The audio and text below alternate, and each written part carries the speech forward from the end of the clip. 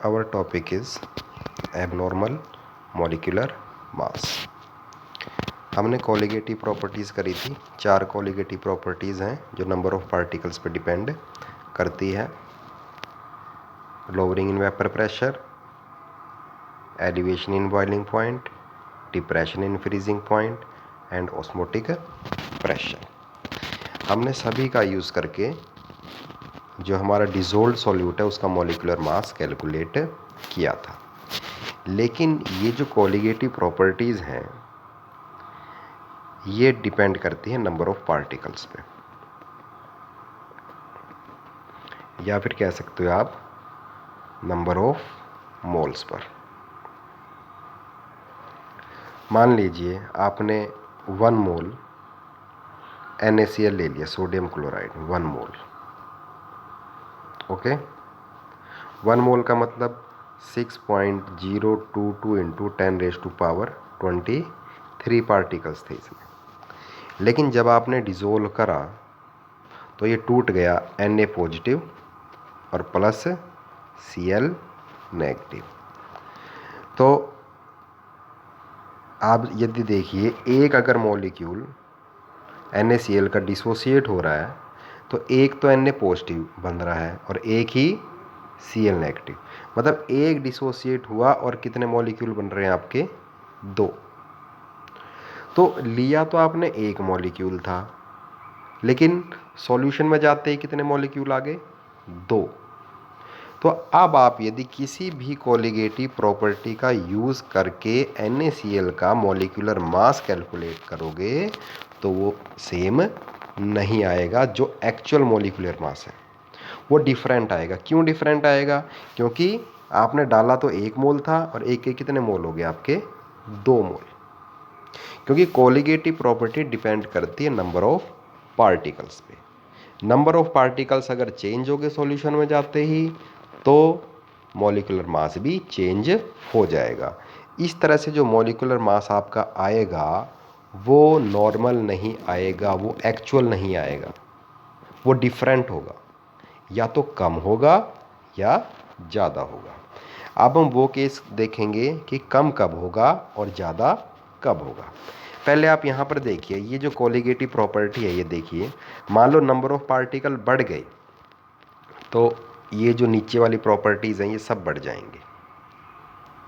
Okay, अगर ये सब प्रॉपर्टी बढ़ गई तो ये देखो ये मॉलिक्यूलर मास के कैसे है? Inversely proportional. तो M2 क्या हो जाएगा? घट जाएगा। तो यदि कोलिगेटिव प्रॉपर्टी बढ़ेगी या फिर कह सकते हो नंबर ऑफ पार्टिकल बढ़ेंगे तो मॉलिक्यूलर मास घटेगा।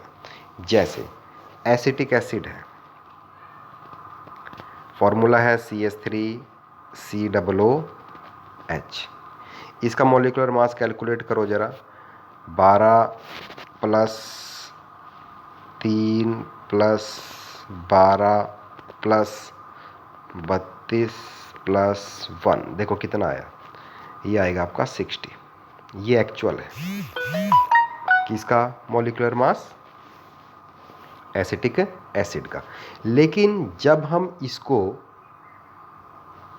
सॉल्यूशन में डिज़ोल्व करते हैं तो ये 2 मॉलिक्यूल इकट्ठे जुड़ जाते हैं। देखो CH3 C double bond OH, CH3 C double bond OH।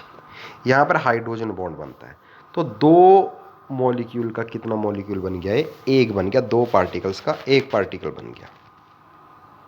तो इससे क्या होगा? जब नंबर ऑफ पार्टिकल घट जाएंगे तो ये जितनी भी कोलिगेटिव प्रॉपर्टी हैं इनकी वैल्यू भी कम आ जाएगी, और अगर इनकी वैल्यू कम आ जाएगी तो मॉलिक्यूलर मास बढ़ जाएगा।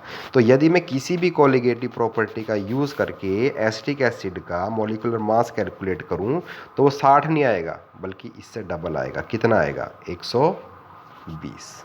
तो अब ये जो मॉलिक्यूलर मास आया ये कैसा होगा? आपका एबनॉर्मल मॉलिक्यूलर मास। ठीक है। उसी तरह से यदि डिसोसिएशन हो आपकी, जैसे NaCl है, सोडियम क्लोराइड, NaCl, ये डिसोसिएट होगा किस में? Na पॉजिटिव और Cl नेगेटिव। ओके, देखो 1 मोल डाला आपने, ये जब डिसोसिएट हुआ तो 1 मोल तो ये बना Na पॉजिटिव, और 1 ही मोल क्या बना आपका Cl नेगेटिव। टोटल कितने मोल बने? 2 मोल। जब 2 मोल पार्टिकल आपने 1 मोल डाले थे और बन गए कितने? 2 मोल। मतलब नंबर ऑफ पार्टिकल बढ़ गए, नंबर ऑफ पार्टिकल बढ़ गए तो कोलिगेटिव प्रॉपर्टी बढ़ जाएगी, ये वाली वैल्यू बढ़ जाएगी, डेल्टा टी बी भी बढ़ जाएगा, डेल्टा टी एफ भी बढ़ जाएगा, पाई भी बढ़ जाएगा। और अगर ये वैल्यूज़ बढ़ गई तो M2 की वैल्यू क्या हो जाएगी? घट जाएगी। ठीक है, क्योंकि M2 it is inversely proportional to colligative property.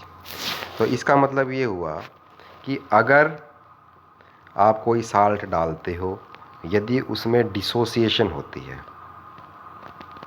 Dissociation मतलब वो टूटता है, ठीक है, तब तो जो वैल्यू आएगी आपकी कैलकुलेट करने के बाद वो आएगी आपकी लेस, जैसे सोडियम क्लोराइड, कैल्शियम क्लोराइड। लेकिन यदि क्या हो रही है? एसोसिएशन, मतलब आपने जैसे 1 मोल लिए और वो सॉल्यूशन में जाने के बाद आपस में जुड़ जा रहे हैं, नंबर ऑफ पार्टिकल घट जा रहे हैं। नंबर ऑफ पार्टिकल अगर घटेंगे तो कोलिगेटिव प्रॉपर्टी घटेगी, और कोलिगेटिव प्रॉपर्टी घटेगी तो मॉलिक्यूलर मास बढ़ेगा। तो इस केस में जो कैलकुलेटेड मॉलिक्यूलर मास आएगा वो ज़्यादा आएगा, जैसे कि हमने डिस्कस करा था CH3COOH के केस में। ठीक है, तो इसे बोलते हैं हम एबनॉर्मल मॉलिक्यूलर मास। क्या होगा एबनॉर्मल मॉलिक्यूलर मास? जब हम when the molecular mass of a substance determined by studying any of its colligative properties comes out to be different than the theoretical expected value, जो theoretical value है उससे अगर अलग आती है, then the substance is said to have abnormal molar mass। तो हम कहेंगे सब्सटेंस का मोलर मास कैसा है? एबनॉर्मल। तो यदि आपने कोलिगेटिव प्रॉपर्टी का यूज़ करना है किसी भी सॉल्यूट का मॉलिक्यूलर मास कैलकुलेट करने में, तो ये कंडीशन ज़रूरी है कि उसमें ना तो कोई एसोसिएशन हो और ना ही कोई डिसोसिएशन हो।